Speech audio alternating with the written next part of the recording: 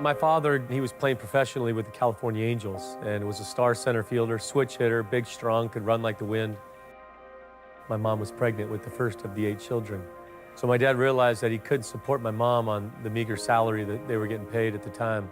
So he came home the next day to drive a beer truck. Well, about a year and a half later, they brought their second child into the world. Doctors told my dad and my mom that I had a 50% chance of making it through the night because I was over 2 months premature. All they had was just the hope that maybe God would hear their prayer. My dad went on the street corner of that hospital with his rosary and prayed all night long until the sun came up. My dad even put a baseball bat in my incubator and just prayed for a miracle to happen.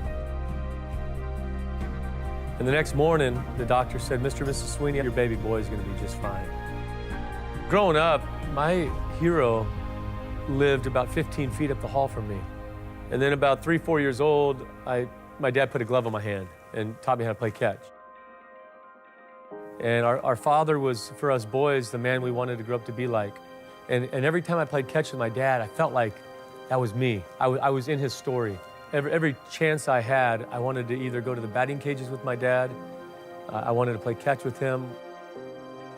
And people ask, why'd you play baseball? Number one is because I got to spend time with my dad. Number two, I loved it. And it carried on into my adult life, and I got a chance to play professionally. And then professionally at the big league level, 16 years.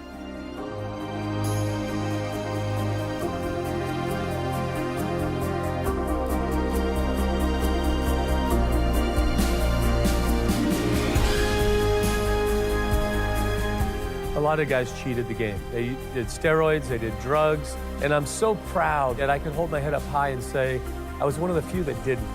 I know I could have had a Hall of Fame career, but could I look myself in the mirror and could I look my children in the eyes and say, yeah, I deserve this? No. But the thing I'm most proud of is that I honored God with my career. I didn't succumb to the pressures of the world because I knew it was wrong. A few weeks ago, my little 8-year-old boy, Donovan, looks at me and says, "Hey, Dad, when I'm 18 years old, I want to change my name to Michael." And I thought, "Donovan, why do you want your name to be Michael?" And he goes, "When I play in the major league someday, Dad, I want my name to be Michael John Sweeney Jr., the same as yours." And I began to weep because as Catholics, we should be so in love with the Father that we want to take on the name of his Son. My father is my hero. He gave up his dreams so that us 8 kids and my mom could fulfill and live out ours. And it was a challenge to me as a man that, what am I willing to do? What am I willing to let go of so I can take on the name of Christ? And I think it's a beautiful challenge from a little 8-year-old boy.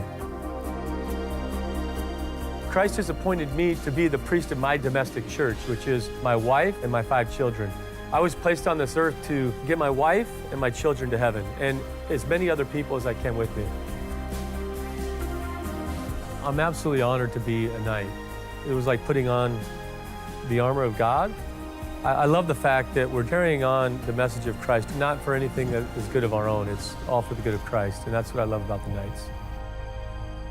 Some of the most miserable men I've met are millionaires. Some of the most miserable men that I've been around are Hall of Fame baseball players, because they're trying to fill the hole in their heart with the things of this world. St. Augustine says that our hearts were created by God, and only in God will our hearts find rest. To all the men out there, start today. Open up the scriptures. Go to Mass. As men, God calls us to holiness. And holiness is not perfection. Holiness means to be set apart. So we were not called to blend in, we were called to stand out. And we were put on this earth to be holy, and we were put on this earth to be saints.